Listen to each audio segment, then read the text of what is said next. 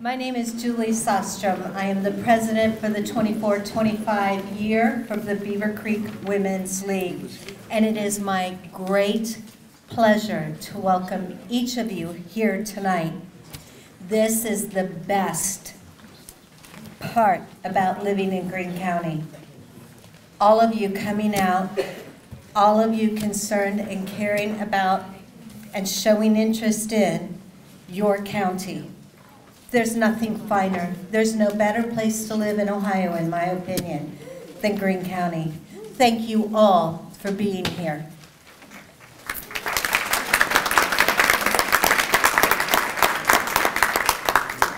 This is our 49th annual forum. It's a nonpartisan forum, and we are so proud to bring it to the residents of Greene County. I just want to mention another activity that Beavercreek Women's League has this month is the try-a-truck. We're going to do an adult try-a-truck with lunch provided by our firemen, and you can sign up for that at the front table. We also have applications if you're interested in becoming a member of Beavercreek Women's League, and those are at the front table. No event ever takes place without volunteers and organizers. So I would like to thank the City of Beavercreek and the golf course, Steve Click in particular, for allowing us to host this event here. What a great venue. Thank you very much.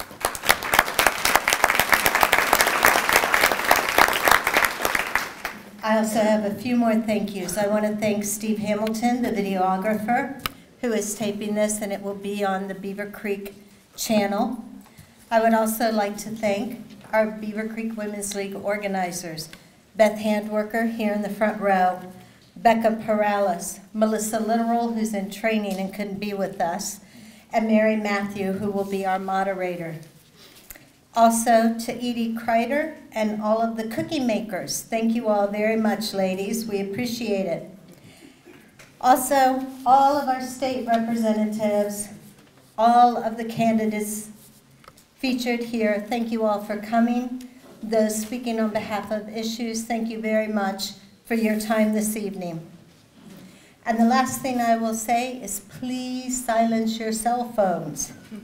At this point, I'm going to turn the program over to Mary Matthew, and she will explain how this evening will go. Thank you. Thank you, Julie. The format's quite simple. We will call candidates and issue representatives to this podium. They will have 3 minutes to present their goals and accomplishments, get to know you a little bit. There will be a break of 7 to 10 minutes after everyone has spoken, including issue representatives, to vet the questions which will come from you, the audience. There's a table designated for promotional materials. Candidates and issues reps, please take your remaining literature with you when this event is over. The format is 3 minutes, which are timed. I will pull you away from the microphone. Anyone who's been here before knows that we will do that. You'll be warned when there is 1 minute left and 30 seconds left to your speaking engagement. You'll be thanked and asked to be seated when the timer goes off. Candidates will be called to the podium according to the roster that has been provided. By the way, I made some mistakes in that roster. The roster is taken from Precinct 7, which is my precinct, so it was easy for me to grab from the Beavercreek City. However, on that roster, you will please add Krista McGaugh, who is running for Ohio State Representative in the 71st District. There's a little corner of our place in this great state of Ohio that is 45385 and doesn't vote for the 70th. The other mistake I made is I left off issue 3, which is part of the Beavercreek Charter City Amendments. We do have someone addressing those 2, 3, and 4 issues, but I forgot. I didn't see it. Sorry. Okay. The audience is asked to be silent. Please don't clap after each presentation. It takes a long time, and you get tired after a while, and pretty soon nobody's clapping, and that just looks bad for everybody else.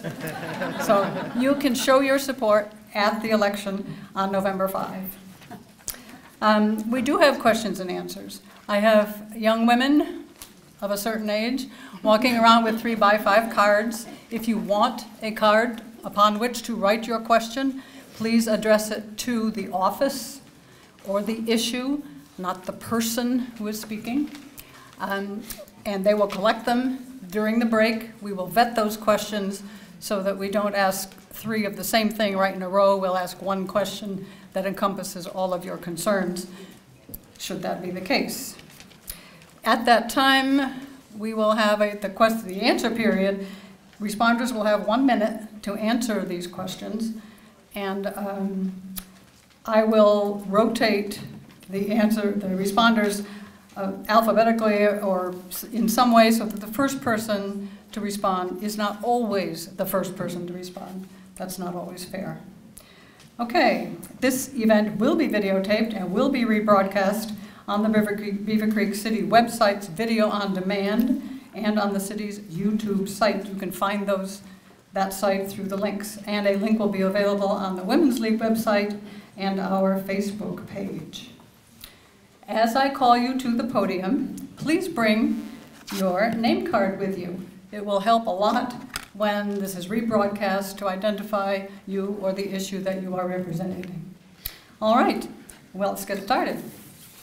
We have someone who is going to address you to represent running for president, Kamala Harris. Would you please come to the podium?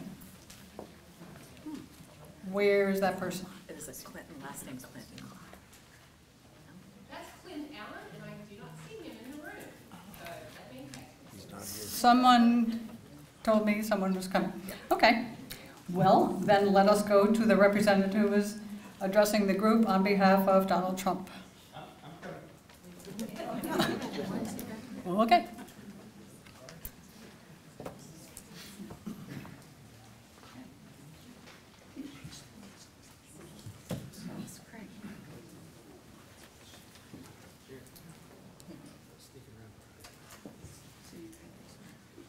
I know how contestants on The Price is Right feel.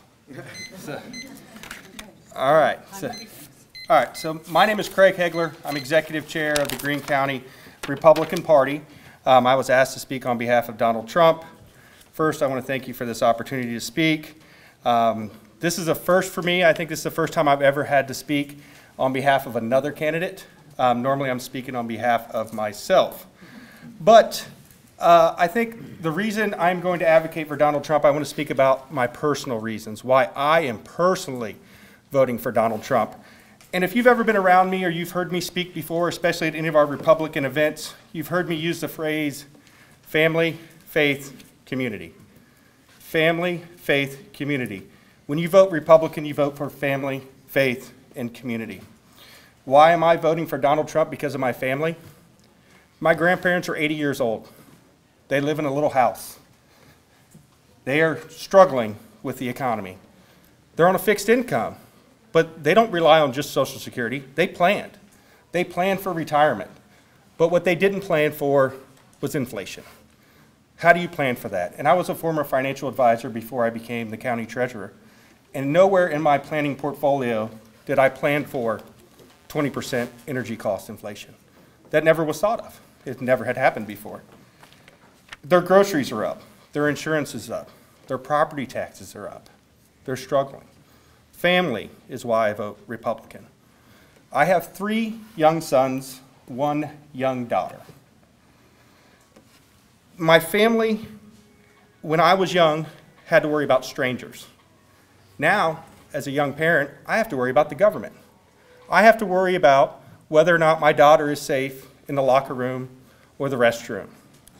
I have to worry about who tells my boys how they feel and what that means and what they can and can't do with their bodies. That's no longer as much my choice as a parent. My brother owns a small trucking company. What's his #1 expense? Fuel. Energy cost is up. Faith is my second reason, my faith in God. We need to put God back into our educational system. We need to keep God in our government. I'm a firm believer in that. I send my kids to a parochial school. Yesterday, when I was getting my oldest son ready for bath, he said, "Daddy, what's your favorite word?" I looked at him, I said, his name's Cortland. I said, "Cortland," I said, "that's a really hard request." I said, "There's a lot of words out there." He said, "Daddy, my favorite word's heaven." And it brought a tear to my eye because I knew I chose the right place to send my kids to school. Community. Community is what affects all of us. I vote Republican and I will vote for Donald Trump because I want a strong community. I wanted a community that rallies around ourselves. We have to curb immigration. We have to worry about the community that's coming along with us. With that being said, I ask everyone to vote early, please.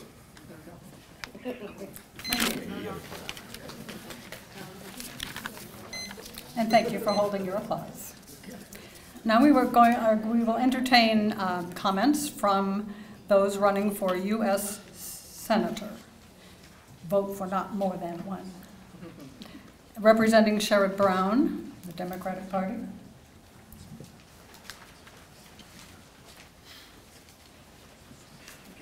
Thanks, Mary.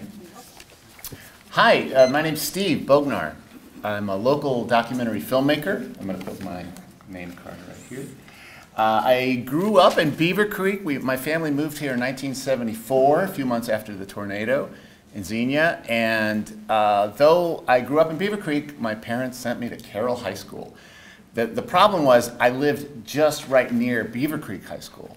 So while all the kids were walking past me and my brother in their Led Zeppelin t-shirts, we were in our shirts and ties, you know, very starched and stiff. And, but I got a great education at Carroll, and I'm proud to be from Beavercreek, Ohio. And I'm proud to support Senator Sherrod Brown. Senator Brown is a pragmatist, and he is dedicated to Ohio's people. He's shown this again and again over the years in acts he's pushed, policy he's pushed, and I want to highlight just a couple of them. The thing I like a lot about him is he's not like a party hack, right? He looks at Ohio people and says, what do they need, especially working folks here in our state. You know, we had the Wall Street meltdown years ago, and a lot of Ohioans lost their pensions.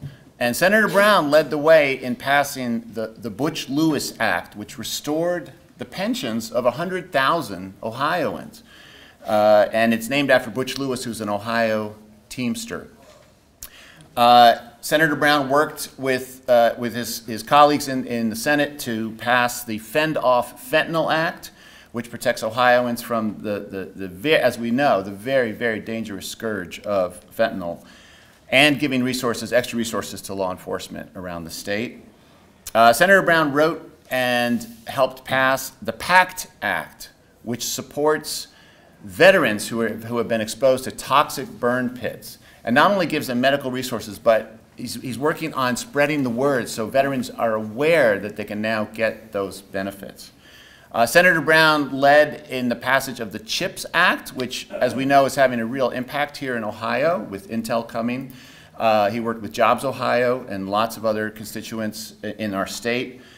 And Senator Brown helped pass the Improving Access to Medicare Coverage Act, which helps close a loophole in Medicare so seniors are getting the care they need.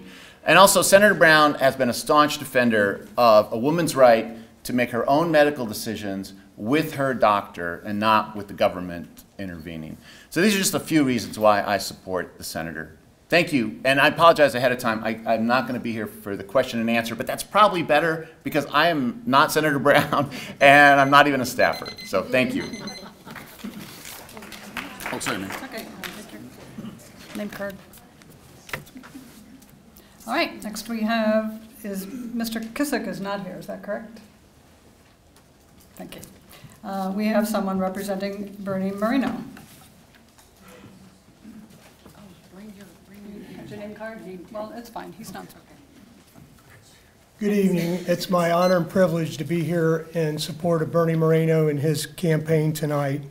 Again, I've really gotten a chance over the last couple years to really see Bernie in action and get to see Bernie out on the stump and talking, get to meet his family and different things like that.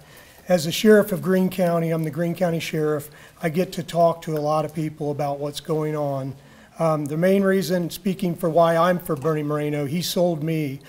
He had a very tough campaign where he had 2 formidable opponents, and I've been with him since he was in 3rd place, and he came through and won all 88 counties. Frankly, it's time for a change. Sherrod Brown has been in politics for his whole life. He's been in politics for 50 years. And if you see what's going on now, it is time for a change. He may have one time been a moderate Democrat, but that's not what I see happening anymore. Again, the sheriffs, and by and large in our state, support Bernie Moreno. You may see a commercial with one sheriff from Wood County, but I promise you I talk to him every day, and the vast majority of the sheriffs support Bernie Moreno. Availability is a big thing. I think even in the campaign, Bernie has shown that he's going to be available, that he'll answer the tough questions. Again, from the top of the ticket and on down, we keep seeing an absence of people putting themselves in the forums. Bernie wanted to debate Mr. Brown. Mr. Brown would not debate with Bernie. I think that's a bad thing. I enjoy getting to have nights like this where we can hear the exchange of ideas, and I think the people deserve it. So he's a political outsider. I do like that. He's a legal immigrant. He came here when he was 5 years old. He knows about immigration, and he knows about the American dream. And a part of his campaign is about protecting the American dream. I'm the sheriff, but I also, one of my biggest titles is being a grandparent. I have 2 beautiful granddaughters, I'm very proud to say. And I do have concerns about the things that are going on in the schools. I do have concerns about who's going to be in the locker rooms with my grandchildren when they grow up. And I do have concerns about all that with women's sports and having biological men playing in sports. So it's very important to me. It's a very important issue to me. And it just surprises me that Senator Brown supports that. Bernie is for energy independence. We have to have our energy independence back, especially in our world today with everything going on in the Middle East. We must have our energy independence back because right now is not a good time to be dependent on the Middle East. So he's a strong Second Amendment advocate, which I believe in the Constitution. I believe in the First Amendment, and I think both of those amendments people try to trample on sometimes, but I'm for the Constitution. I believe Bernie is too, and I believe he'll stand with our allies of Israel. Thank you very much. God bless. Thank you.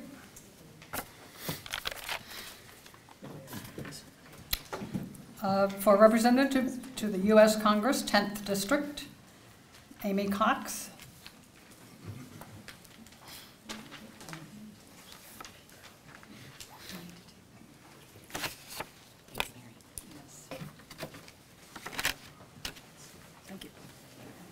Thank you all for coming. You're here because you care, and so do I. My name's Amy Cox. I'm a mom, a teacher, and a scientist. So if you want to know what's going on in the schools, you can ask me. I spent 15 years in public schools, and I'll give you the facts. I come from a middle-class, working-class background. My dad was also a teacher. He was also the union president. When he became union president, those teachers in that little country school doubled their income because he had the audacity to go on strike in the middle of the winter, but it worked. Isn't that great? So finally his paycheck could be bigger than the paycheck that he had when he was playing music on the weekends. But that was back in the 70s, and I digress. My mom is a nurse, so I come from also a medical background.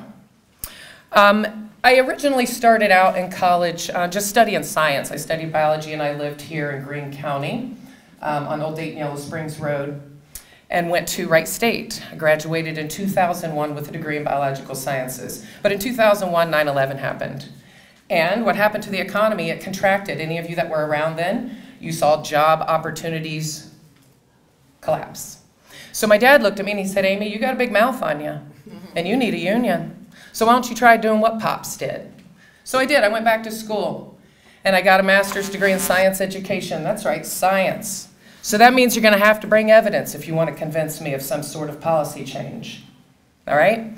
Being a teacher, I saw what policy did on the faces of their kids, and it didn't matter whether their parent was a Republican or a Democrat. They all suffered the same from the same policy failures. And so I'm going to call out right to work legislation, which they tried to do here in Ohio, but they did in Indiana, where I worked, and it destroyed the community. You know what happens to the small businesses people like to start and own?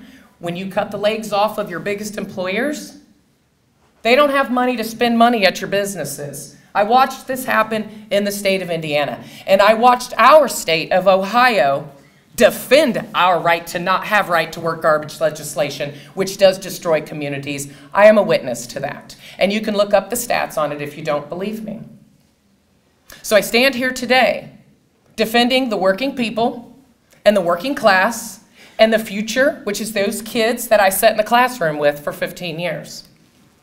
I am also an entrepreneur and a business owner. I am one of the owners of Guided by Mushrooms, which is Dayton's first and only profitable cooperative in this area. Thank you very much. We have created also, I forgot to mention, we have created jobs with Guided by Mushrooms. We have created 6 full-time salaried employee jobs by giving our employees the right to make the decisions about our company. Thank you very much.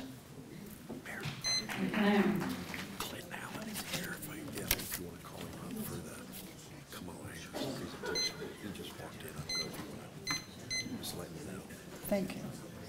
It has come to my attention that the representative to speak for Kamala Harris is now here. Would you like to take the podium, sir? Thank you, Ryan.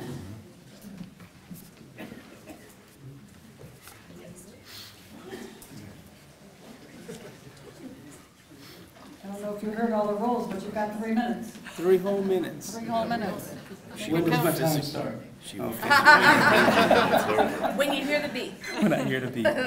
All right, thank you guys so much. My name is Clint Allen, and I represent the Greene County Democratic Party. I am an elected official for the City of Fairborn. I serve on the City of Fairborn City Council, and I am presently the Deputy Mayor of the city. I was elected back in 2019, and the first person of color to be elected in the city. So I'm very proud of that, and I'm proud of that because I stand on the shoulders of a whole lot of other folks who fought for the right to vote and who stood up and cared enough about their country, their environment, their city, to give us the right to vote. And I say that because I stand here in support of Kamala Harris, our current Vice President, and now running for President of the United States of America.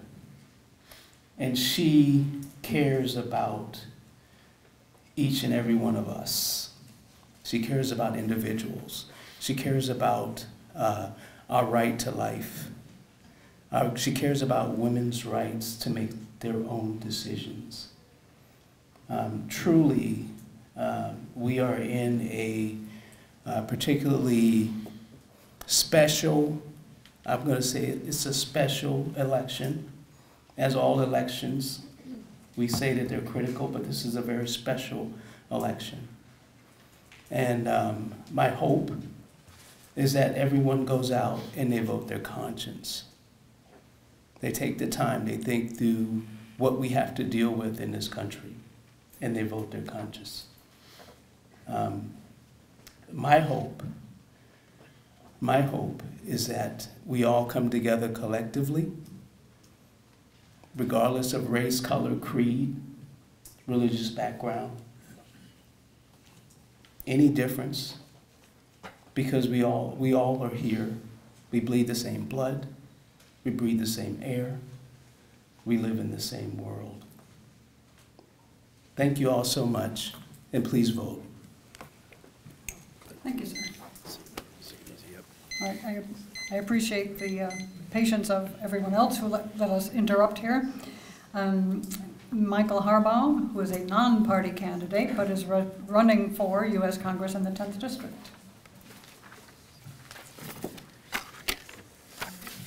Hey everybody, my name is Michael Harbaugh. I'm an independent candidate running for Congress around here.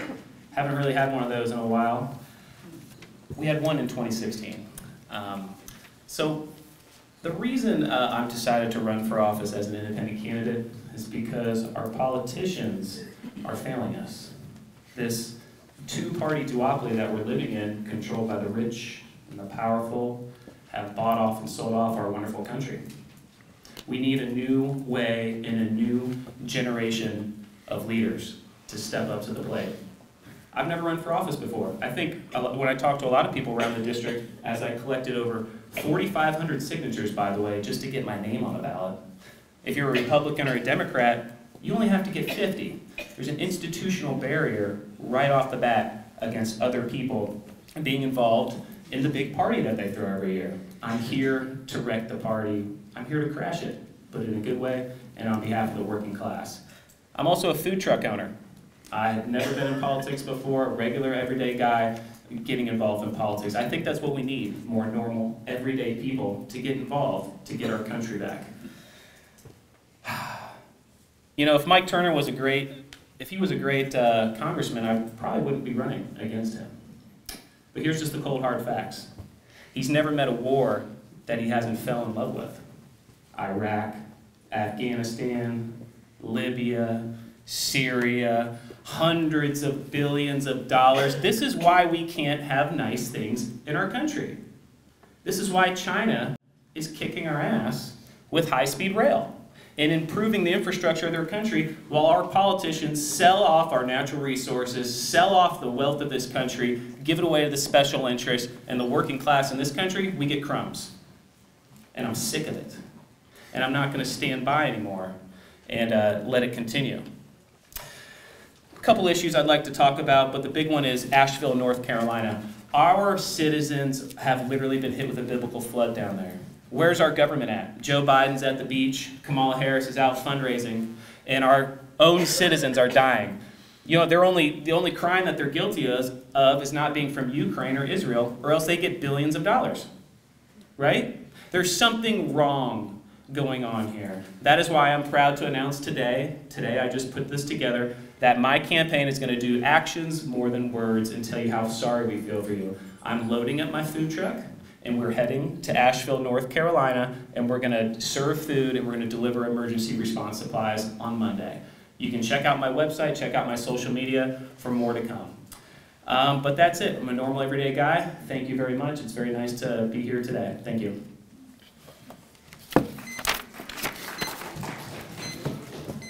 Thank you, Michael. Someone representing Mr. Turner, Mike Turner, representative to the U.S. Congress 10th District.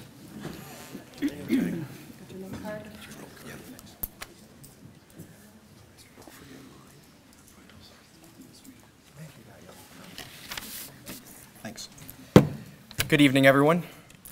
I want to say thank you very much to the Beavercreek Women's League for having us here tonight. It's always great to have an opportunity to talk to people about Congressman Turner. Mike's biggest priorities are growing our local economy, growing Wright-Patterson, and strengthening our local communities. In Congress, Mike Turner serves as the chairman of the House Permanent Select Committee on Intelligence. This committee has oversight over our nation's many intelligence services. He also serves on the House Government and Oversight Reform Committee and is a senior member on the House Armed Services Committee.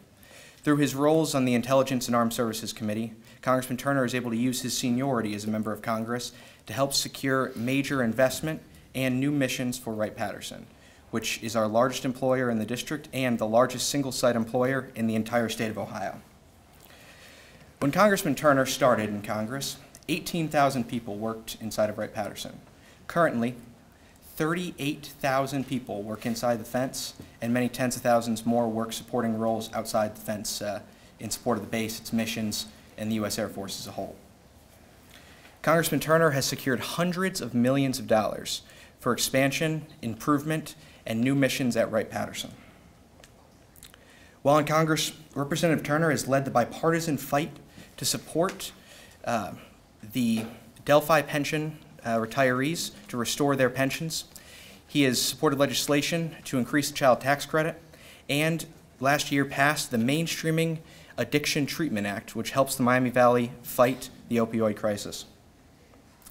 It is Mike Turner's mission in Congress to fight for the values that we all hold dear: cutting wasteful government spending, securing our border, and promoting economic growth in the Miami Valley.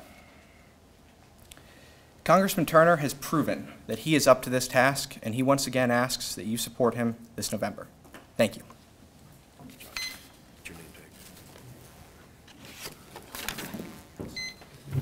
Thank you.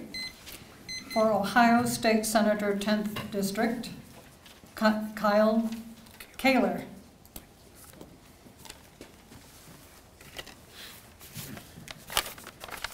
Thank you very much. Good evening. My name's Kyle Kaler. I'm glad to be here tonight. Thank you for being here. I'm a lifelong resident of Springfield and Clark County. I grew up in a blue-collar family where I spent most of my high school years sweeping floors in a machine shop and learning to become a machinist in my family's business that my brother started 50 years ago. I earned enough money to pay my way to go to Wright State University and to get a degree in computer science, being the first person in my family to graduate from college. I spent the first decade out of high school traveling to Beavercreek every day for college and then working for government contractors developing classified software for the Army and the Navy. I eventually returned to our family business 34 years ago, where I'm now vice president in charge of design development. Our company is now a multi-million-dollar manufacturing facility in downtown Springfield. I work with 5 brothers and sisters every day, along with our dedicated employees. 10 years ago, my wife of 36 years and our 5 children supported my decision to step away from my full-time job and run for state representative. I served 8 years in the Ohio House, acting on behalf of the people of Clark County until term limited 2 years ago. During that time, I worked hard to listen to the people of Clark County.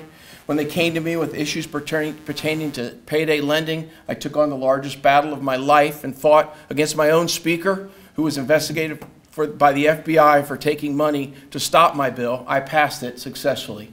I also voted on and sponsored a bill called the Fair Funding Plan that revamped the school funding in Ohio that was once deemed unconstitutional by DeRolf by the Supreme Court. I'm proud to say that bill is now in action and fully funded. At the same time, I'm also unashamedly a conservative. I fought for and passed bills that reduced taxes, reduced the size of government, defended the unborn, and protected your Second Amendment rights to defend yourself, your family, and your freedom. I will continue to do that in the Ohio Senate. God has blessed me with a wonderful wife, 5 adult children, their wonderful spouses, and 7 incredible grandchildren. If I get the chance to return to Columbus, I will serve all of you and make sure that my Ohio and the 10th Senate District is a place where you and my grandchildren can live, work, and raise a family. I also make the promise that I made to folks in Clark County 10 years ago, and that is this. I promise you I will vote to send as little of your tax dollars to Columbus as possible. I will vote and promise you that I will bring as much of your tax dollars that are sent there back here as possible.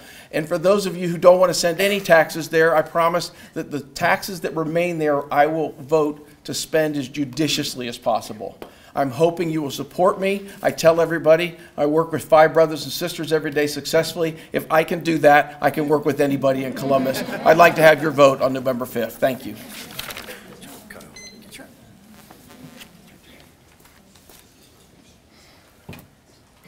Dan McGregor is also running for Ohio State Senator 10th District.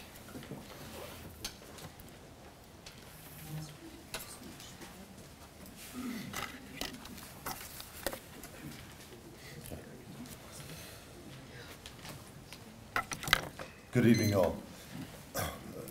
We, the people of the United States, in order to form a more perfect union, establish justice, ensure domestic tranquility, provide for the common defense, promote the general welfare, and secure the blessings of liberty to ourselves and our posterity, do ordain and establish this Constitution of the United States.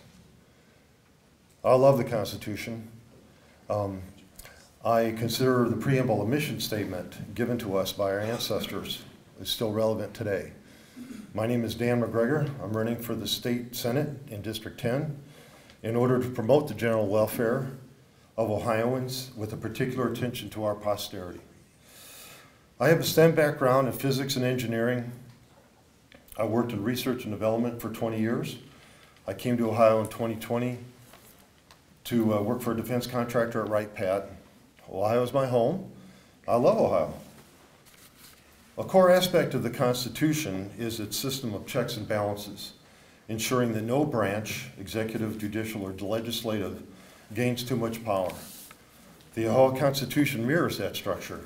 I admire the stability this system has brought to our country. Here in Ohio, the Republican use of gerrymandering has concentrated too much power in their hands, eroding our checks and balances. Here are two examples.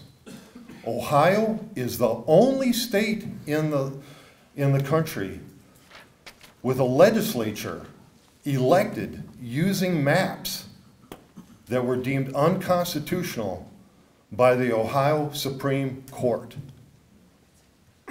That's a problem. Republicans currently occupy 26 of the 33 seats in the state legislature. That's 80, or roughly 80%, whereas statewide, 55% people tend to vote Republican versus 45 Democratic. That does not represent the Ohio, the legislature and the House do not represent Ohio voices. So my campaign slogan is bring balance back to Ohio. I'm reaching out to all voters in Senate District 10 that believe that balance is needed in the State House to support my candidacy and those of my fellow colleagues here speaking here today. We will be a force multiplier restoring balance to the State House. Thank you very much.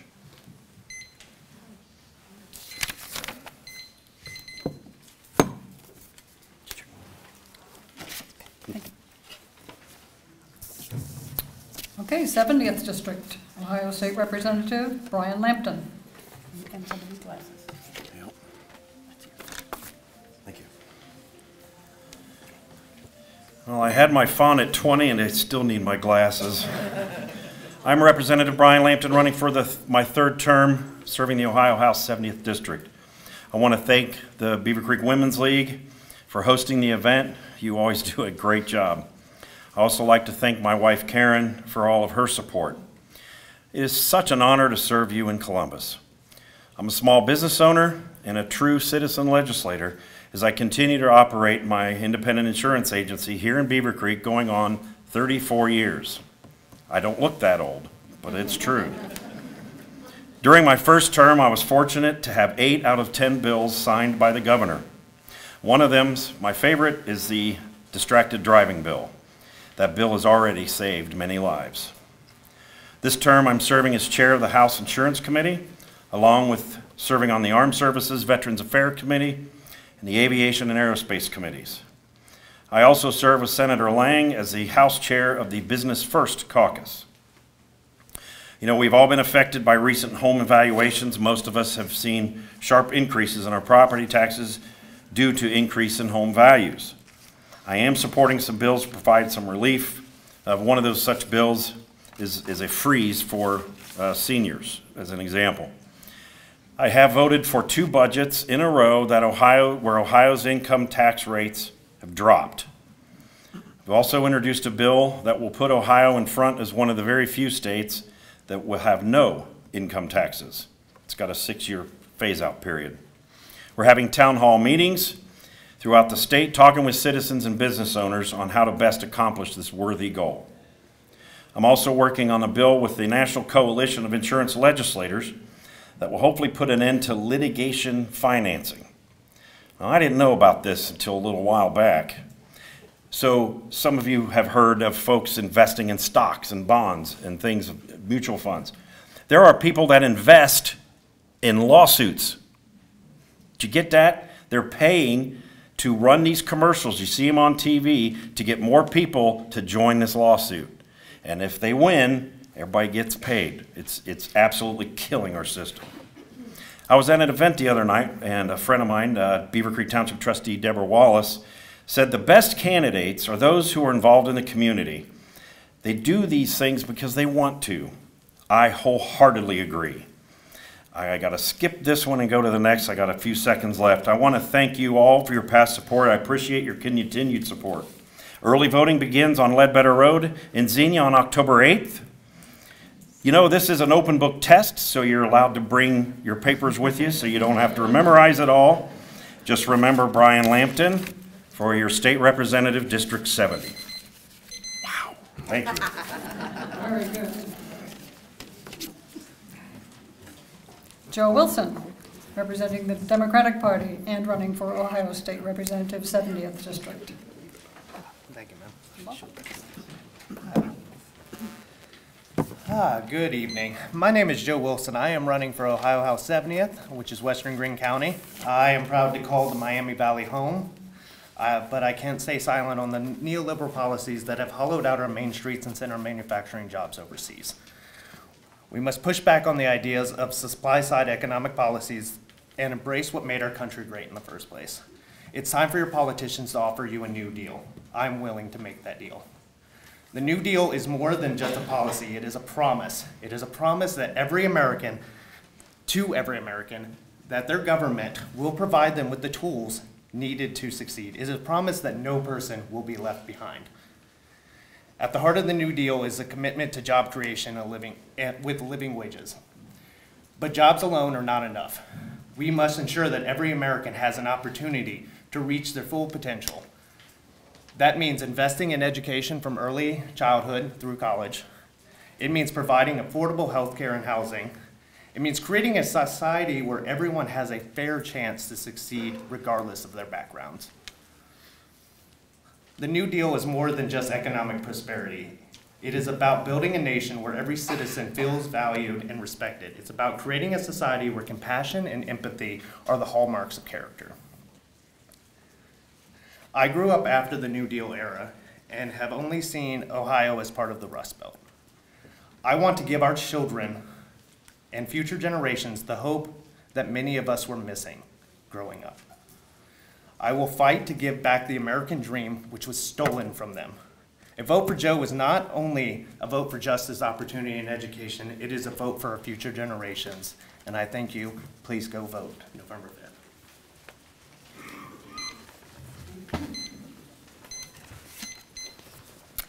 Okay, and Krista McGaugh, running for the 71st District. Thank you, Krista. Thank you. It's great to be here today. I want to first of all take a minute to thank the Beavercreek Women's League so much for doing this. This may end up being the only forum that I speak at in Greene County. And I feel like these are very important places for us to share our platforms, to have a chance to talk, to listen to questions, to learn, and to decide who we're going to vote for and how we're going to move ahead as a state.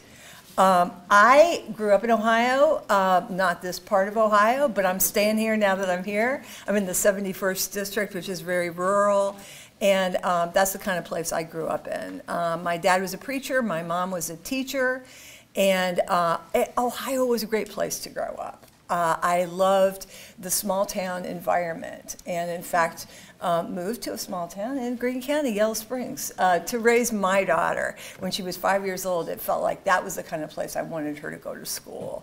Not going any place. I now have my 91-year-old parents here. Please, a prayer for my dad, who's getting a new pacemaker this afternoon as we speak. But I very much want to be able to see my daughter and my son-in-law come back to this area as well. And so all the things that I want to do as a representative for Ohio House District 71 really have to do with making Ohio the kind of place that our kids want to stay in, that they want to live in. I have a career, 45 years of mental health work and of policy work related to the conservation, preserving water and land and the natural resources that make Ohio such a special place. And I became very disappointed over the years as I was working with legislators. Surprisingly, they didn't seem to be interested in listening to what we asked for anymore. One of the biggest shocks was when the House Bill 6 scandal occurred, and bribes of over $60 million bought Larry Household the job of Speaker of the House, and ultimately ended a very good clean energy standard we had in Ohio, as well as a tax credit program that was very successful to bring jobs to Ohio. 3,200 until the legislature froze it 2 years into the bill. That was a bipartisan bill. I know how to work in a bipartisan way. I grew up in a bipartisan family. I watched the debates on both sides. I will represent the 71st District and do everything I can to make it a more prosperous place, a place where our children and grandchildren can have the health care and education they need. Thank you. Thank you. Before we move on any further, I would like to make sure that, did you take a paper from me or did I miss one? I don't see any questions. Have people raised his or her hand and written a question down? Okay, good. Let's do that. Make sure you get those in. Okay. Where's my cheat sheet? So I think somebody took my page. Thanks. Do you have it? Yes. I did. I'm sorry. I thought so. Tracked it down. All right. That's okay. We're done with page 2. I didn't need it anyway. All right. Page 3. For the Court of Appeals, 2nd District, Mr. Robert Hansman.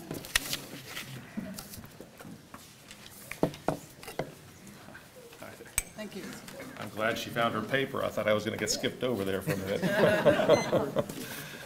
I am Robert Hansman, and I am running for the position of judge on the 2nd District Court of Appeals. The Court of Appeals, the 2nd District covers 6 counties. It's a big area, and basically judicial decisions that are made here on the local level by a municipal court or court of common pleas, if appealed, will go up to the Court of Appeals. There are 5 judges on the court, and one of them, Judge Jeff Wellbaum, is retiring after many years of distinguished service, and so I'm running to replace him. I've practiced law for 28 years. I started out my career as a military judge, sometimes called a JAG, and eventually I was posted to here to Dayton, Ohio back in 2000, actually 1998. I joined a law firm, and I've been practicing law pretty much ever since at a firm downtown. I have also served as a judge in the Court of Common Pleas in Montgomery County. I live in Centerville with my wife, Leah, of 28 years, and our 3 daughters. I grew up here in this local area. I come from a military family, so we've moved around a lot. But I went to Fairborn High School, grew up in a place called Forest Ridge, if any of you are familiar with that, off Valley Street, before moving on. Eventually graduated from OSU and went to law school at George Washington University. As far as an agenda, I don't have one because I don't think judges should have agendas. I'm only interested in justice being done. I do feel that sometimes judges in our country feel the temptation to make the law when really we're supposed to simply interpret the law and apply it to the facts before us. And that's what I pledge to you I will do. I will not make up rules. I will not make up rights. That's for the legislators to do. Abraham Lincoln once said that the surest way to fix a bad law is to apply it and enforce it vigorously, because that creates a feedback cycle. Once you all realize it's a bad law, then you can call your state representative and have it changed. So I look forward to serving as your next judge on the Court of Appeals. Thank you.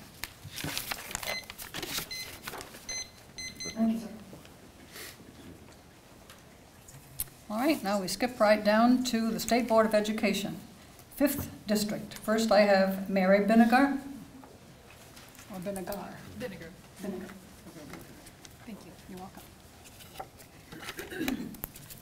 Good afternoon. My name is Mary Vinegar, and I am a resident of Springfield, Ohio, and I'm running for the State School Board District 5. When I was a senior in high school, I was doing pretty well in school, but one of my freshman teachers that I'd had at the very beginning of my career in high school called me aside one day and said, "Mary, what college are you going to?" And I said, "I'm not going to college." And she said, what do you mean you're not going to college? And I said, well, we just don't have the funds. Nobody in my family has ever gone. That's not a dream that I thought was attainable. And she said, come see me after school. At that meeting, we sat and talked about other ways students could finance a college education, and several other meetings later on, 4 to 5 meetings later on, after she made sure I got applications turned in and made sure I applied for any scholarship that was available, I ended up then at Ohio State University. That's where I got my Bachelor of Science in Education degree, and then later I was at the University of Dayton where I received my master's degree in education. She basically taught me with her actions that education is beyond just the basic facts that we impart. It's all about helping students find a pathway to achieve their dreams.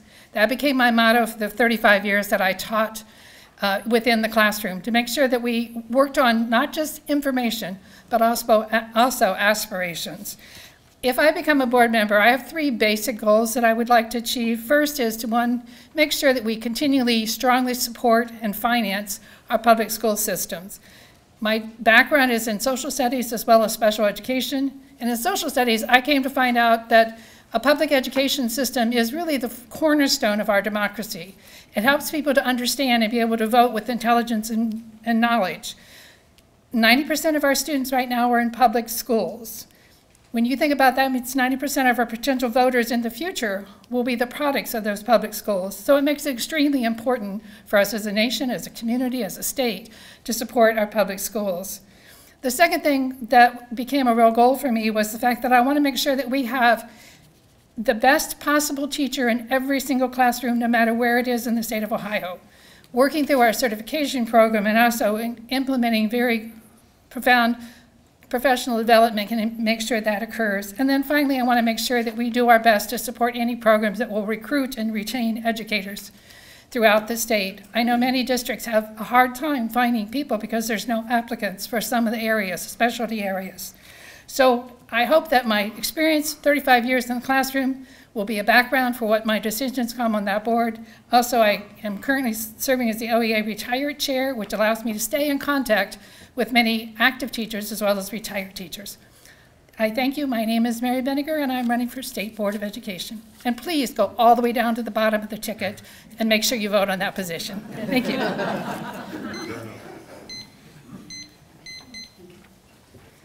And now we have Have Loudon, also running for State Board of Education. Thank you so much, and thank you to the ladies who put this together. I know planning events can be an enormous task. First of all, my name is Hava Loudon. Let's get that out of the way. I was at a meeting the other night, and they whispered to me as soon as I came in, we don't know how to pronounce your name. So my name is Hava. My parents got it from Fiddler on the Roof. I grew up in rural areas in northern states primarily. I was born in a northern state that you all don't like to mention. So please forgive me for that. But Ohio State did win the other night, so we have that. I went back to college as an adult and paid my way through college and got my bachelor's degree in leadership. I was a business manager at a local business at that time. But around this time, before this time, I became very involved in human trafficking.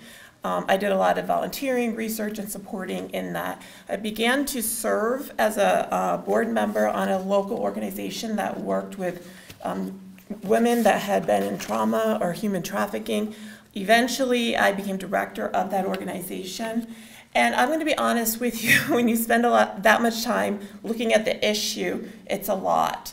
And I eventually moved on from that position, started my own business. But when I looked at that position, I thought, we've got to start thinking outside the box. And what I realized was the best thing we can do is prevention. Like, what is happening in our society? What is happening with our children? What is happening in our schools? Ohio ranks very high in human trafficking. And so I began to look at just the neighborly things we can do, the interpersonal things that we can do to make a difference. And so I wasn't particularly interested in school, but I began to get more interested as I interacted with Sometimes I'd interact with trafficking victims from schools that nobody would have thought, this is going on. And so I really began to look at that. And that is actually what kind of moved me to start being interested, start asking. I'm a very inquisitive person. So I have had the privilege of speaking to so many parents, children, and teachers across the district. And I'm hearing also from teachers, I want to add this because I think it's really important, our good teachers need support. Because if they're going to be able to stay in that position, we've got to back them up. We have to deal with issues as they arrive. The State Board of Education, their primary role is teacher oversight at this point. So we have to support our good teachers, and we have to deal with issues that arise. We have to keep our children safe. I'm running to represent the children and their parents in the 5th District and to support our good teacher, and I ask for your vote on November 5th.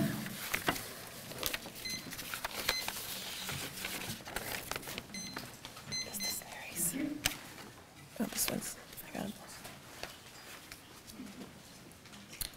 For Judge of the Court of Common Pleas, Juvenile Division, Amy Lewis.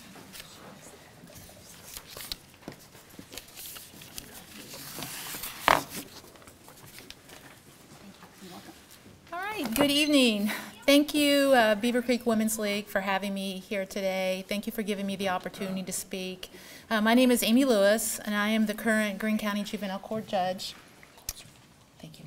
And I have been with the court since 2000. But first, let me tell you what I am proudest of. My husband, Ron, and I, we've been married for 32 years, and we've raised 4 kids in this area, and we have 1 grandson. We are on the family farm where he grew up, and we have been very fortunate to live in Xenia Township and raise our family. I also feel fortunate to be involved with the court since 2000, first as a magistrate, then as a court administrator, and then when I was appointed by Governor DeWine in 2021 as the judge. Believe it or not, I've had to run a few times in these short few years, and I'm running here again. Now, in the interest of time, if you want to know a little bit about our court, I would urge you to look at our website. We have annual reports, and every department in our court has a part of that. And not only do they put the programming and what they do, but we have data included in there, tens and tens and tens of pages of data. One of the things I thought was important when I became the judge is that we had a data committee to look at our data so that we can make data-driven decisions. And we could treat each child the way they deserve to be treated, as individuals, and we could treat them like they were my child.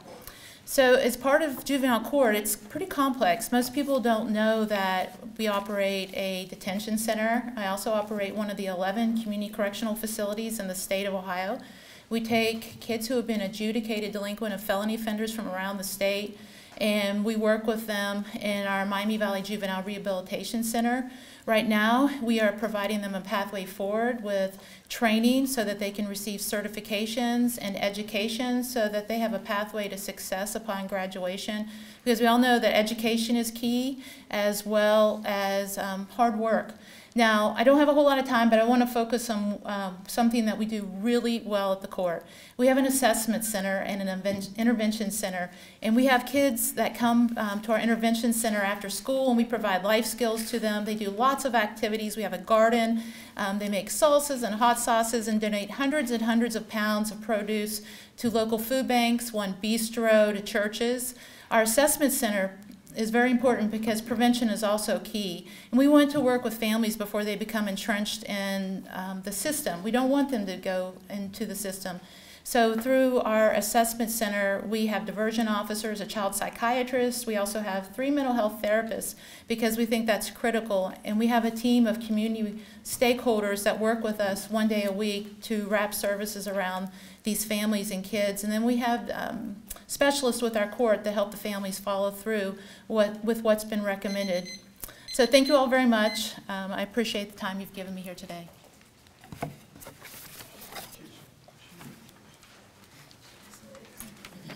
Thank you. Now we're going to move on to issues. Issue 1, proposed State of Ohio constitutional amendment to create excuse me, an appointed redistricting commission not elected by or subject to removal by the voters of the state. First, I am going to invite someone up to speak for this issue.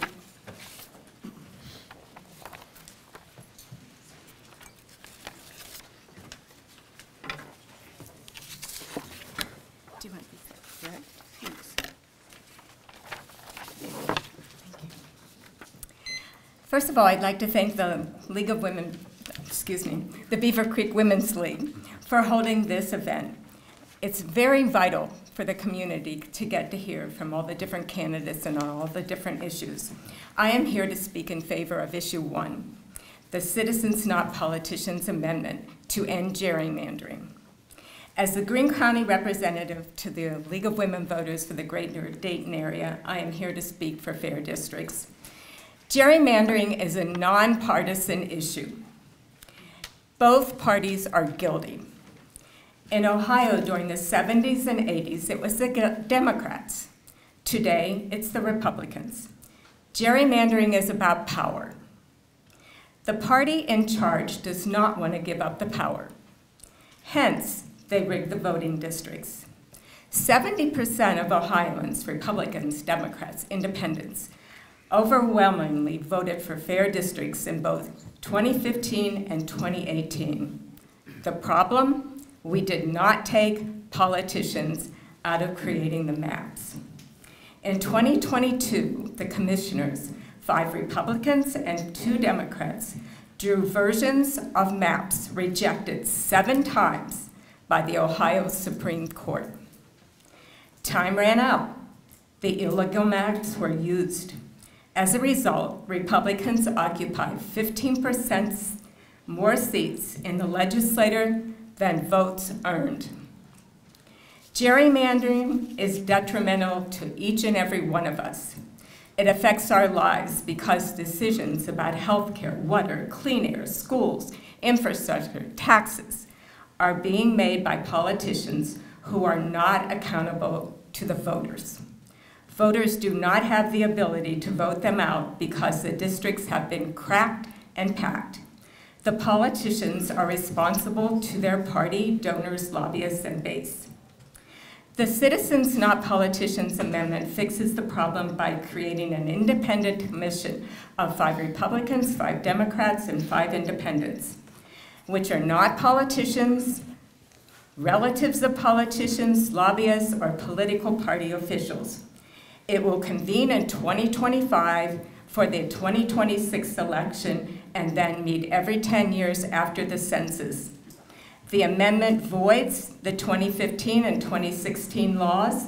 It makes gerrymandering illegal, requires maps to follow the federal laws, including the Voting Rights Act, states that maps must be contiguous, not split into parts, must preserve communities of interest, have roughly the same number of people and politically proportional, and must ignore incumbents' addresses. I passed out a sheet which I hope all of you got. Thank you. Thanks. And now we have someone speaking against issue 1.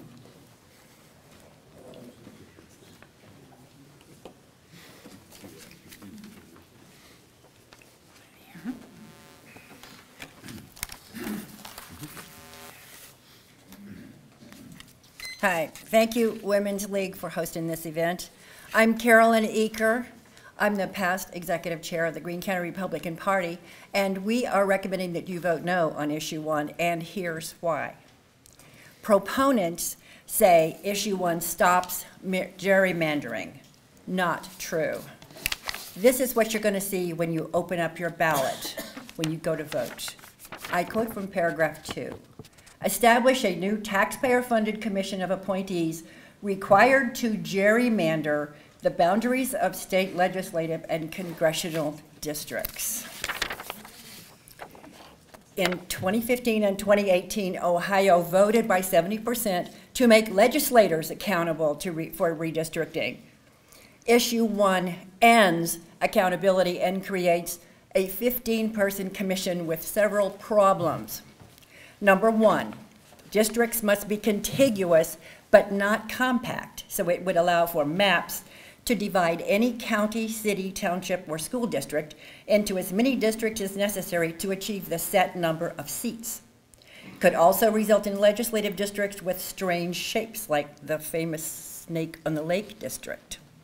Number 2, the formula used will be based on partisan political outcomes, not preserving communities of interest. Number 3, Voters can't communicate with commissioners except in meetings or through portals. Number 4, their decisions can only be challenged on proportionality standards and only through special masters and the Supreme Court. Number 5, Ohio voters cannot remove any commissioner even if they commit a felony. Number 6, the commission is entitled to an unlimited amount of taxpayer funds for members, staff, special masters, professionals, private consultants, and any related litigation. Number 7, to repeat, commissioners are not accountable to voters. Who is funding issue 1?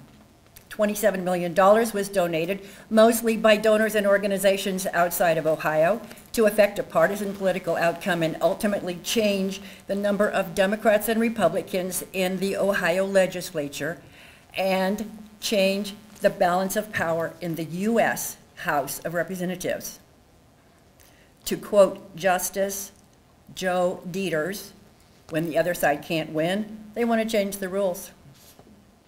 In summary, issue 1 will put unelected, unaccountable people in control of our political process with an unlimited checkbook and virtually no way to challenge their decisions. Don't let outside money buy our Constitution. Vote no.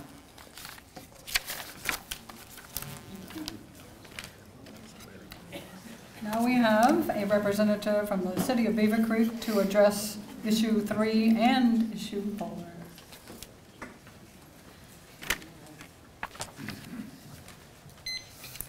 Hi, good evening. My name is Monica Jones, and I'm the Assistant City Manager for the City of Beavercreek. I want to thank you all for participating in such an important evening and thank the City Manager, the Mayor, and Beavercreek City Council for this opportunity to share information about 2 ballot issues that address a few charter changes. I am not advocating for or against these changes. I'm simply providing information and hopefully clarifying potential misunderstandings.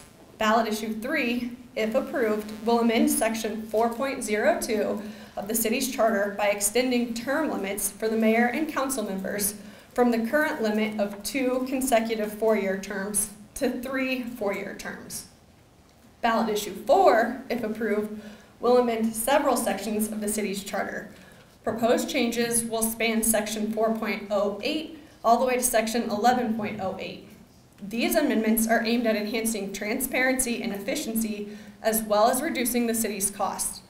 These changes make adjustments to public meeting notifications, publication requirements for city documents, and update some administrative procedures. As an example, increasing the hours of notice given to members of council for specially called meetings whenever practical from no less than 12 hours to no less than 24 hours. Another example is allowing the publication of notices of public hearings on public media forums such as the city's website instead of only printed publications, again, when allowed by law. All of these proposed charter amendments were recommendations made by the city's Charter Review Committee. The Charter Review Commission is a committee of 7 residents who are appointed every 5 years to review and propose recommended changes to the city's charter. The commission is dissolved once it has completed the review and made those recommendations to the City Council. Neither of the ballot issues nor any of the proposed changes address or make changes to Section 10.05, the income tax section. Beavercreek City Council passed Ordinance 24-14 and 24-15 at the July 22nd meeting. This ordinance reflects the proposed ballot language, and they're available on the city's website by clicking the government drop-down and navigating to the 2024 proposed charter amendments page. A recording of this meeting is available on the city's YouTube channel, and I've brought 2 binders with me at the back table that include a sample ballot, which has, of course, the ballot language, the proposed charter revisions, and the ordinances that the council passed. I appreciate your time this evening and your consideration, and thanks again for the opportunity.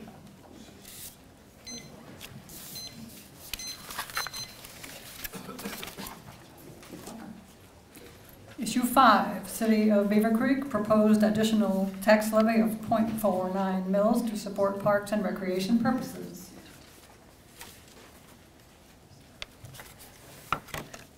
Thank you, Mary, and thank you to the Beavercreek Women's League for this event. We appreciate it, the opportunity. Good evening. My name is Eric Corbett, and I represent Friends of Beavercreek Parks. That's a group of local citizens that support the use and growth of both recreational programming and parks here in our community. On November 5th, you will see issue 5 on your ballot, and the copy will say an additional tax for the purposes of recreation and parks purpose. Like, what does that mean? So 3 questions come to mind immediately for me that I want to answer for you tonight. Number 1, what does that levy include? That language for the purpose of parks and recreational purposes is very broad. But it focuses on 2 main areas. One is it allows us to hire additional 3 full-time staff, and it allows us to increase the capital budget to fund a number of things, and I'm going to talk to you a little bit more about those. First, City of Beavercreek supports 24 parks, that's over 430 acres, and 4 other community hubs like the Beavercreek Station, CI Beaver Hall. They do that with 5 maintenance workers. This levy will allow us to hire 2 additional workers to keep up with that growth. Also, our senior center in the last 5 years has seen a 47% growth in membership, and our transportation program has seen an average of 300 additional trips each of the last 5 years. That's every year, 300 more trips in that transportation program. This levy will allow us to hire 1 more person to help with senior center operations and with the transportation program as well. The other item I mentioned was increased annual capital funding, and that will do a number of things. Number 1, it'll help us replace aging equipment, trucks, maintenance vehicles, those kinds of things. It will allow for park and facility improvements like playground replacement, asphalt and facility maintenance, upgrades, and trail improvement. It will allow us to also work on accessibility improvements and comply with ADA, things like enhancement to play areas, restrooms and parking areas, provide accessible routes to facilities and amenities. One thing this does not include, and you all know we voted on a levy about a year ago, this levy does not include any new development to Springhouse Park. This is strictly for maintenance and upkeep and continuation of services. Next question, how much does it cost? This is a continuing levy at a rate not to exceed 0.49 mils for each $1 of taxable value. That roughly amounts to $17 for each $100,000 of appraised value starting in 2025. And the last question, why is it important?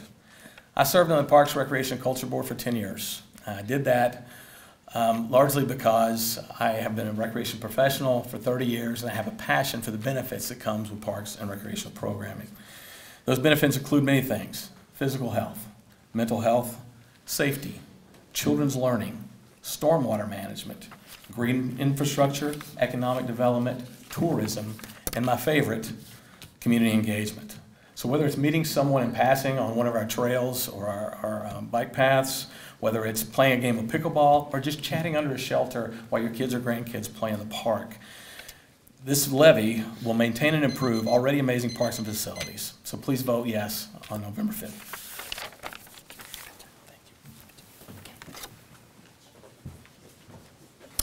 Issue 16, Beavercreek City Schools.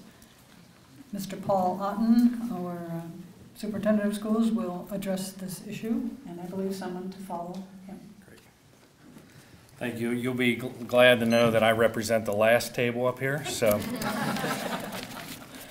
first of all, I want to thank the Beavercreek Women's League for this opportunity to talk a little bit about Issue 16. Issue 16 is our district's response to the growth that we have been experiencing here in our community. I'm Paul Otten, Superintendent with Beavercreek Schools, and I get to represent the 8,268 students, their families, in this incredible community. So I want to talk to you. We have seen this train coming down the track for years. In 2019, we started a master facility plan process to start looking at how we're going to address the growth that we are seeing. So why? Why are we doing this? Today, as I said, we have 8,268 kids. In 10 years, we are projected to have 8,826 students within our district. Looking at a recent meeting that we had with the city and the township, the city is projecting an additional 5,000 new residents over the next 30 years, and the township is expecting an additional 5,000 new residents over the next 5 to 10 years. Today, we currently have 3 of our 6 elementary schools that have portable trailers. Each trailer holds about 6 classrooms, so we have a total of 18 classrooms that are portables that are not brick and mortar. So what is the bond issue? The bond issue is a 4.9 mil bond issue. It'll generate $265 million for the district. That What that equates to is about $172 per $100,000 of valuation. It's a 37-year bond. The district already owns the land. The plan that is associated with this is to build a new high school. Not because our new high school doesn't work. It is simply when we went through this master facility plan process, we looked at what can we build to alleviate the capacity issues that we have district-wide. Those capacity issues are very strong at our elementary level. So building a new high school allows us to convert our current high school into a middle school, which will bring our students together as sixth graders. And then it takes our two middle schools and converts those down to two elementary schools. Finally, just a few more things. If you've driven by on 675, you've seen Fairborn's new school. That was built with OFCC money. Our district has not been selected for that yet. We're number 510, but we are going for that money, and we've been approved. So at some point, we will get reimbursed with state money for this project. And the last thing I'll leave you with is we do not anticipate any additional operating levy needed to fund this project or to operate the building. If you have any questions, please let me know. We do have a community forum on October 15th from 6:30 to 8 o'clock at Main Elementary, and that's about a 45-minute presentation, not 3 minutes, so we can give you a lot more details. But thanks for coming out tonight. Welcome. All right. I'll need your name to have here for her if you want it. Sure, okay. Do we have someone who would like to address this issue also? Thank you so much. Thank you very much. I'm Diana Unger, and I serve as the president and chair of Citizens for Beavercreek Schools. We are a nonpartisan school levy committee consisting of volunteers who are passionate about Beavercreek City Schools and our community. My family moved here in 2019 because of the school district, and I am a product of both parochial and public schools, as are my two children. Beavercreek City Schools is excellent. On the November ballot is the school district bond. It is issue 16, and I'm asking you to vote yes. For all registered voters in the school district boundaries, regardless of city or zip code, you will have the opportunity to vote for this important issue. Beavercreek City Schools is already over capacity, as you've heard, and aside from the 3 modular units with 18 classrooms, we also have in our schools hallways, closets, and other storage spaces being used as educational spaces for the children that attend our school district. As you drive around our school district, you will notice the new construction. Developers want to build here because we are a destination district. There's not enough homes to meet the need for the people who want to move here. Businesses also want to be here because people are here. That means that there's going to be growth in the student population, and the district must prepare for it. As you heard from Mr. Otten, we know that we're going to have 600 plus students added to the rosters in the next 10 years. The school district is required to ensure there is space for all those students. And since we're already over capacity, we have an issue to solve as a community. Now, this bond issue is not for operating expenses, although it is important to note that the school district consistently spends less per pupil in operating expenses than the state average of over 600 school districts throughout the state. It all hinges on being able to build a new high school so that that domino effect will create capacity at every grade level throughout our district. The students are coming. We see it when we drive around the community, and there are a lot of developments that have been approved but have not yet started. I believe we have a community that does not want additional trailers for classrooms. We need secure and safe educational spaces that meet the needs of workplaces of today and the future. And we have an opportunity, starting with early voting on October 8th, to make sure those secure and safe spaces are available for the kids in our community at all grade levels.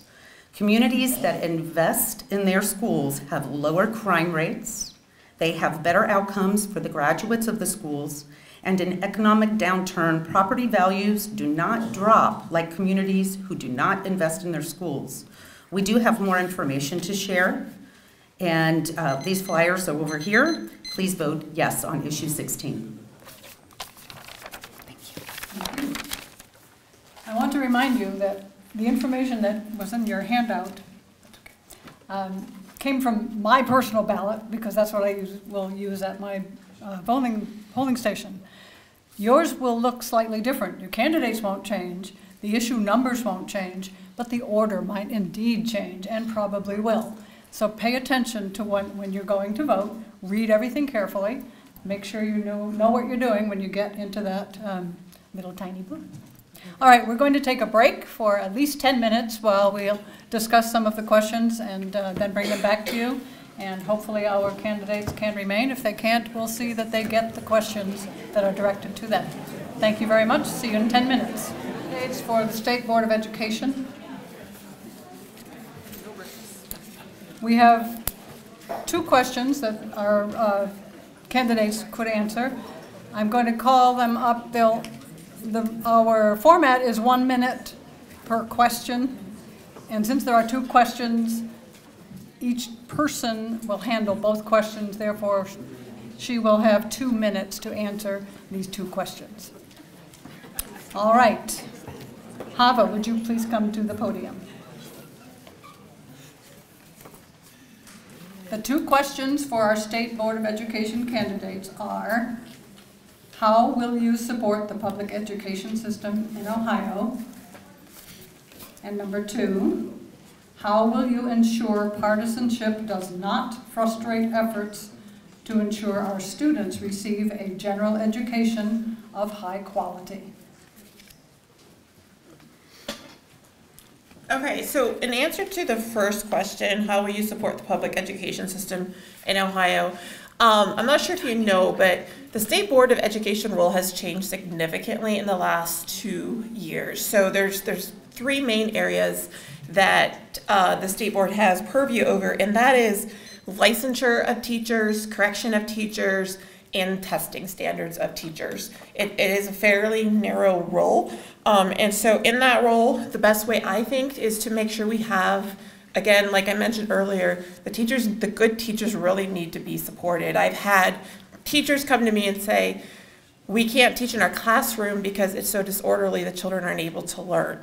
And then also, obviously, making sure the teachers are safe. If there's things going on, a local school district near me recently had something where a teacher had to be dealt with. I think those things should be dealt with very overtly so that we reduce that kind of thing going on in our school. So the second question about partisanship, for me, I think, again, number 1, this is school. Education is what they're there for. We want them to be able to graduate ready to take on the real world, right? I mean, I'm talking to students that have recently graduated. They don't know math like they should. It's very hard to function in the real world if you don't understand math, finances, and that type of things. And so I think that should, like, whatever other beliefs someone has, I think reading, writing, math, that type of thing, those are the high priorities that should be addressed in school. Those should not be partisan issues. That should just be a common sense issue. So setting up an environment, making sure our teachers are properly prepared and supported to do that, that's how I would address that. Thank you.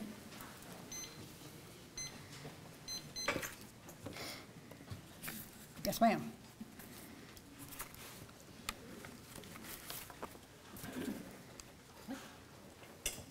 Thank you. Do you want to read them again, or I'm good. You're I wrote good. it down. Okay. It's Good a for teacher you. thing. Yeah. It's a teacher thing. You have to write everything down.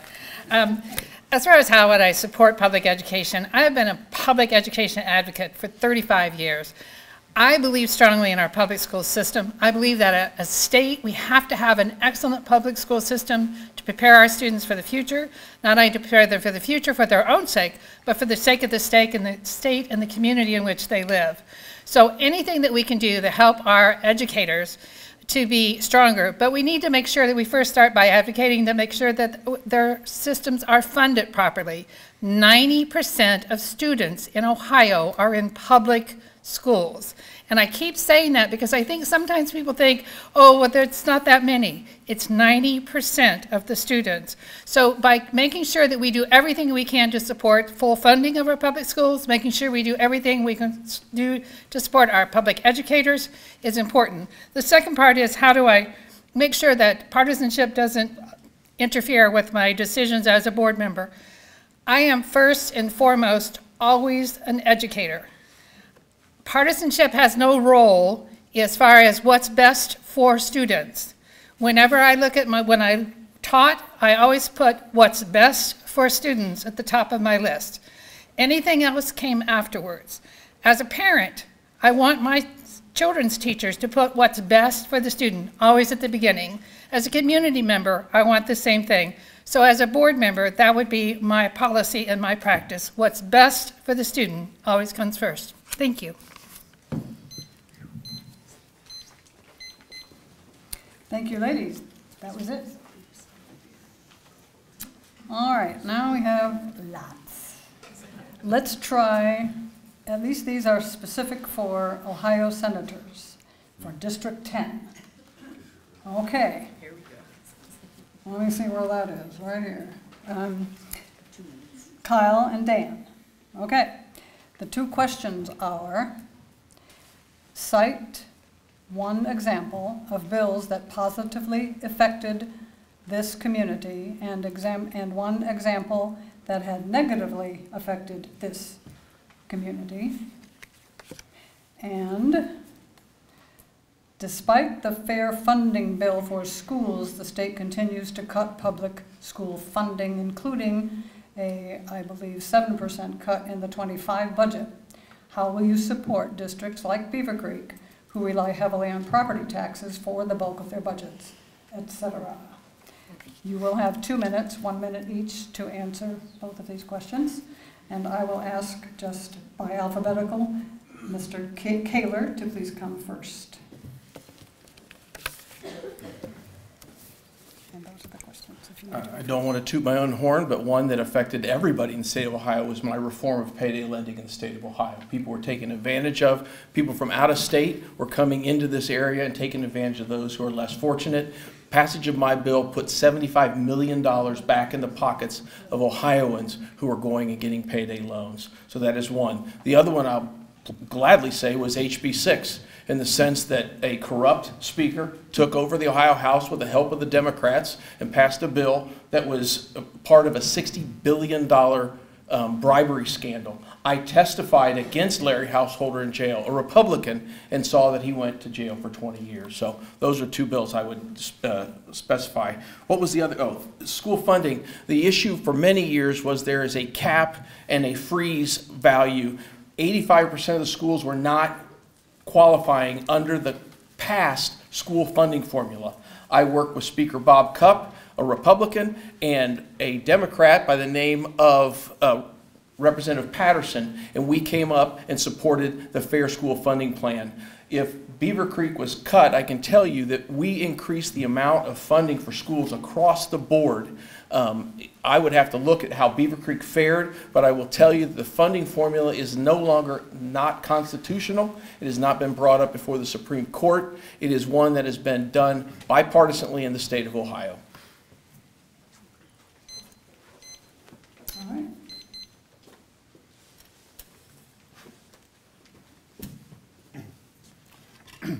Well, with regard to the legislative history, I don't have, not having been a legislator yet, I don't have anything I can speak to that I was directly involved in that regard.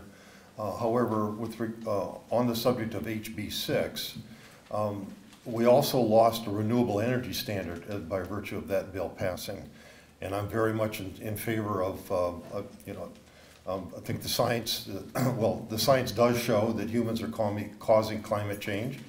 That's, at this point, totally irrefutable. And we have, in order to be in integrity with the next generation, we need to grapple with that. Having a renewable energy standard reconstituted in the state of Ohio, I think, is very, very important.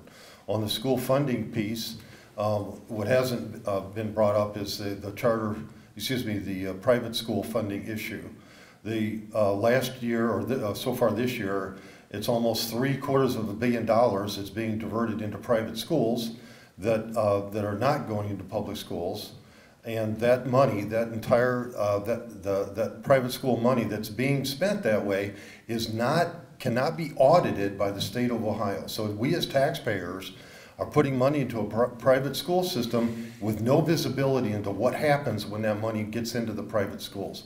Anything could be happening to it.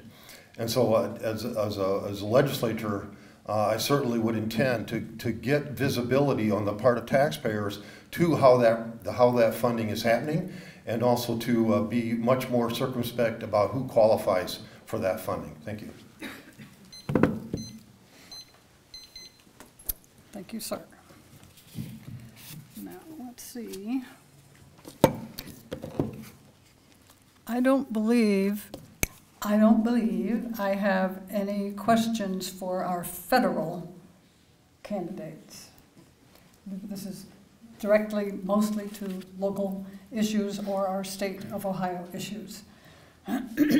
State representative for District 70. How can eliminating state income taxes fund the education budget for school choice? Experts estimate a $15 billion budget shortfall if state income taxes are eliminated in Ohio. How would you make up for that budget shortfall and not hurt the citizens in schools, etc.? And what is your position on more money to be allocated for food for those in need in Greene County? So, Mr. Lambton, would you like to go first on that? Okay. Okay. 2 minutes still, Mary. 3 minutes, 3 questions. All right, thank you for the questions. I think the first two kind of go together with regards to the state income tax. The bill proposes a gradual decrease.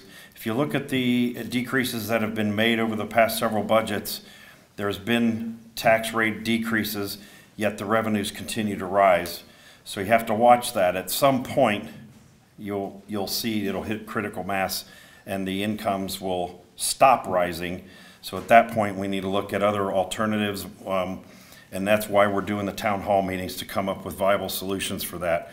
One might be a sales tax, another might be an energy tax. Ohio is currently has the most or second deposits of natural gas in the country. Natural gas has just been determined by the federal government as clean energy. So there's the potential to use that energy in a way to supplement those income tax shortfalls. The bill itself will continue to receive, and we'll continue to have discussions about it, but it's a gradual reduction. Maybe the reduction takes 8 years or 9, maybe it doesn't take 6 or 7. So it's all going to be a fluid situation as individual budget cycles go through.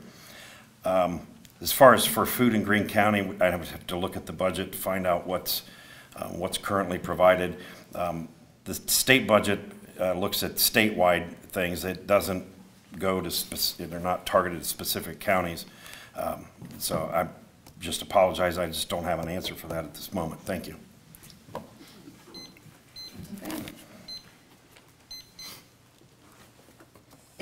Next. Losing my sheet here. I think you got another. Right, oh, I know, yes. Okay. Yes, I have not forgotten you. Yep. We have Joe Wilson. Oh, okay, speaking sorry. That's you. Yes, ma'am. Thank you. Okay, the questions are here. Do you remember them? Basic, We'll hold have on. 3 minutes.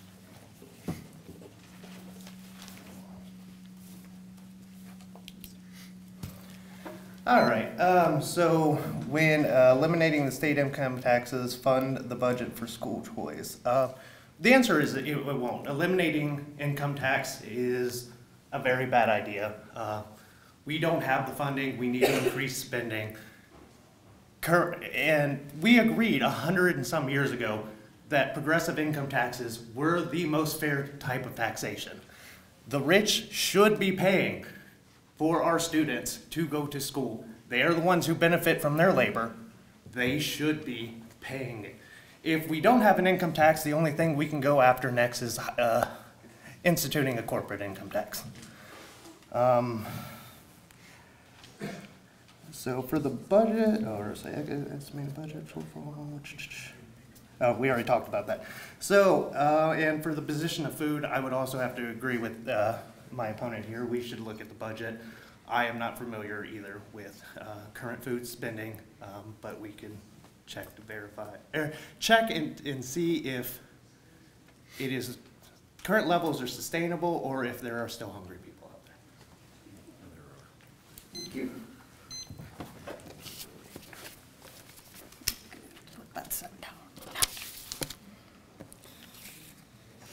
I have one for issue 16. With the large increase in property taxes, schools will receive large increase of money. With the new buildings, will the new builds, the new properties will pay property taxes? Why such a large levy? I don't think that's a very good question, but property taxes will indeed pay for the levy. Come forward. 1 minute, Mary. Yeah. 1 minute. All right, thank you. So in terms of, and I'm looking at my treasurer back here is in the corner, she'll either shake her head or not because she should be the one answering this question. But obviously as property taxes have increased, and we've all seen that in our values, the way the school funding has worked is we see that growth within our inside millage.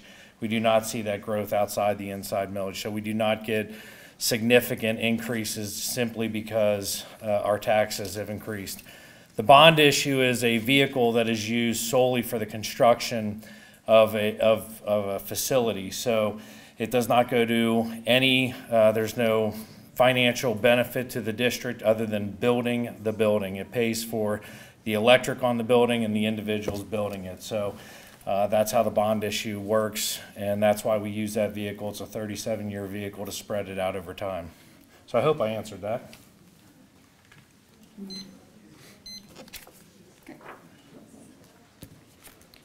Issue 3 and issue 4. Why is there a consideration for extending the term limit? And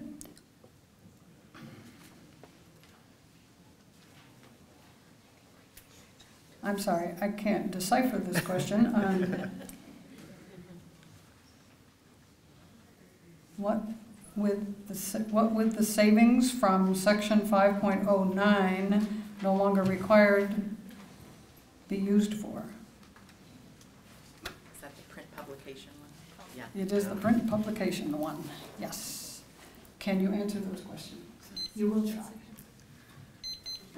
My answer to the first one is that I can't answer that because I cannot advocate for or against. I would gently guide you to the documents on the website or the YouTube video from the July 22nd meeting. Specifically, around minute 27, 30 seconds is when that issue is discussed and council has their discussion and provides their comment and their reasons for moving those two recommendations from the Charter Review Committee onto ballot issues. So happy to point you to that information and those resources, but I can't actually speak to why council made those decisions.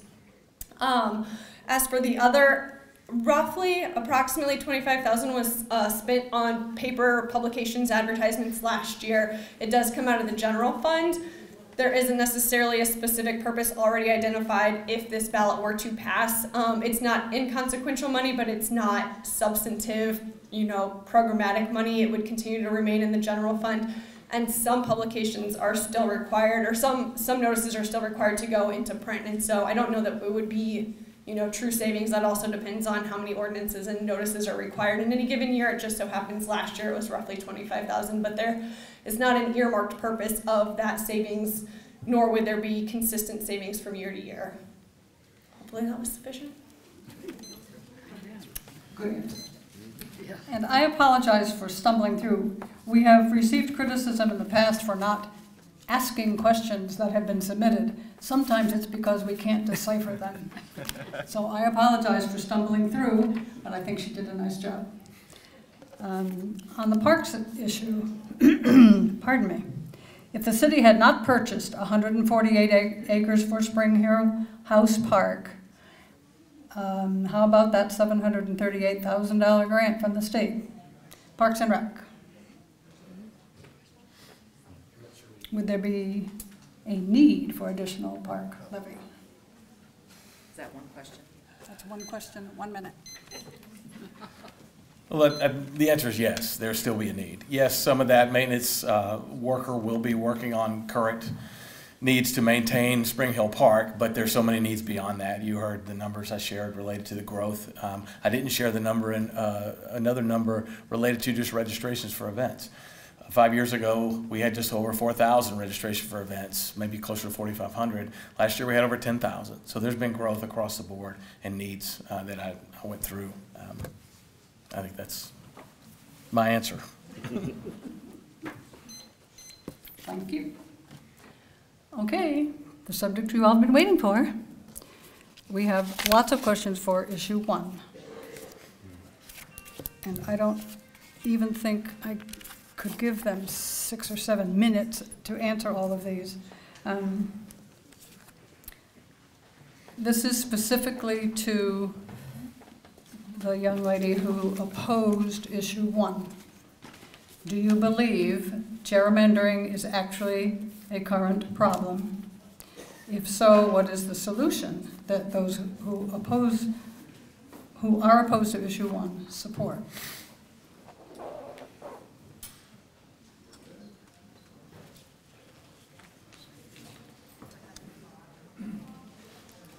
Do I believe it's a problem? Do I believe it exists? Is that what's the question? That is the question. Do you believe gerrymandering is a problem? And if so, what is the solution that you have? Okay. There probably is a little bit of gerrymandering in order to try to make districts as good as it can be. And there was a lot of effort put into district redistricting in the past. And if you're not happy with it, take it up with your legislator. Don't create another horrible bureaucracy in order that you're not accountable, that is not accountable to you, to try to solve a problem. So that's not the answer. The answer is to hold your elected officials accountable. Thank you.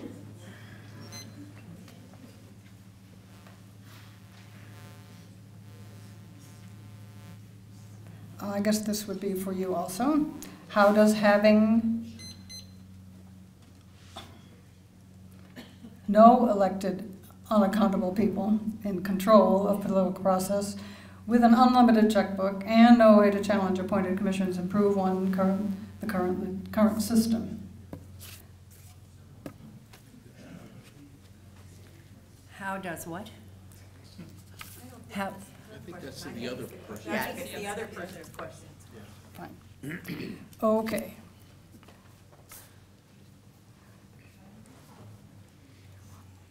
Okay, whoever handed out the issue 1 no paper needs to clarify that what they quote as paragraph 2, gerrymandering, is actually part of LaRose's biased interpretation and not part of the ballot language. Please clarify.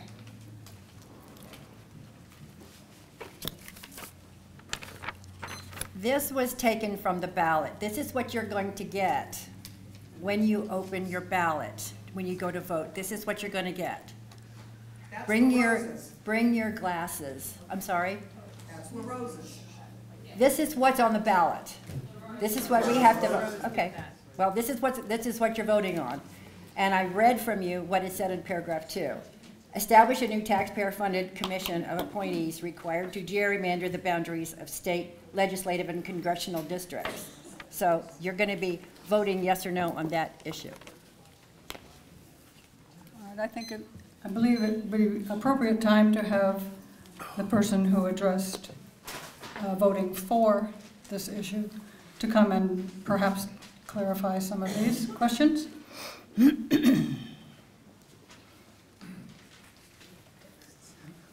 First question was, how does having an unelected, unaccountable people, et cetera, in charge, how is that better? And then, why is the gerrymandering in part of that language? You have 2 minutes. Okay, thank you.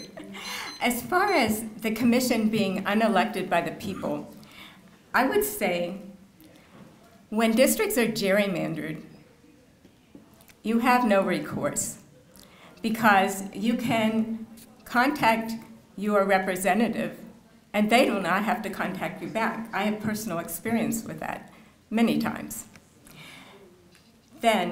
So if they're gerrymandered, if their district is safe for them, they're not accountable to you. As far as this being a commission that you have no control over, the allotted amount of time did not allow me to explain how detailed picking this commission is, but I put together a handout that explains it. This commission was the brainchild of former Republican Supreme Court Justice Maureen O'Connor, and she was on the Supreme Court when they rejected those maps 7 times, and she was angry. And she looked into how it is that you create a commission. She looked at all the commissions in the United States. She looked at the good and the bad, and she tried to pick out what was best. And this commission is a vetted commission. You have to have qualifications to serve on it. The commission has to serve in open. They cannot serve behind closed doors. You as a citizen can attend their meetings. They have to meet twice a year, not twice a year, but they have to meet initially before they start the maps in all 4 corners of the state plus the center. They have to share with you the census, the voting data, and listen to how you think your district should be. Then they're working to draw those maps. They can use geographers and people like that to guide them. Once they've got the maps drawn, they come back to you. I don't know if I answered it. You did your best. Okay.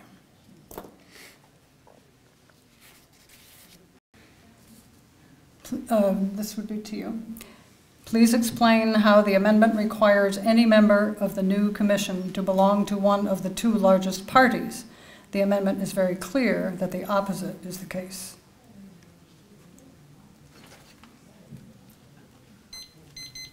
Please explain how the amendment requires any member of the new commission. It just does. It requires 5 Democrats, 5 Republicans, which comes from the Board of Elections, I'm assuming. It's not my amendment, so I don't know. The amendment is very clear that it's not very clear that the opposite is the case. For people that are interested in the points that I was making, whether they're accurate or not, I have a handout, and for every point that I made, I have a reference to the paragraph in the ballot language itself and in the amendment. The amendment is 32 pages long, and I read through it so that you wouldn't have to. It's 32 pages long. 3 pages sets up the screening panel before you get to the commissioners. And the only requirements that I could find in there for commissioners is that they have to be eligible to vote and they have to be a resident of Ohio. They say what you can't be. You can't be a politician. I'm done. Thanks. Thank you.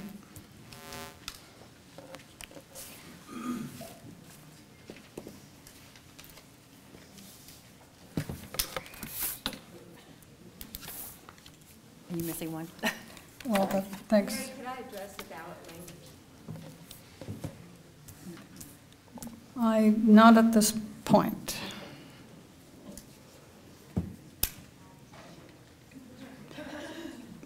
Issue 1. I guess I'll ask it of both of you. Please explain statements that Republicans hold 15% more seats than votes earned. Why is that true? How did that happen? What can be done to make this more equitable? That was my statement. And so I then, can explain it. Okay, 1 second, please. How long will the commission be in place? If the amendment passes, when will the commission start? I think these probably are both to you. Okay. 2 minutes. On the 15% more, if you look at the Ohio House has 68.8% of the members of the Ohio House are Republicans. They received 58.8% of the vote. So they have approximately 10% more representatives than they received Republican votes. In the Senate, the Senate is 78.8% Republican. They received 59.4% of the vote. So they have approximately 20% more in the Senate. And I don't remember the exact numbers. The Senate's something like 26 to Republicans to 7. It's on your sheet that I passed out. Those numbers are there. And so that proves the 15%. Now, the second question, I don't have my glasses on.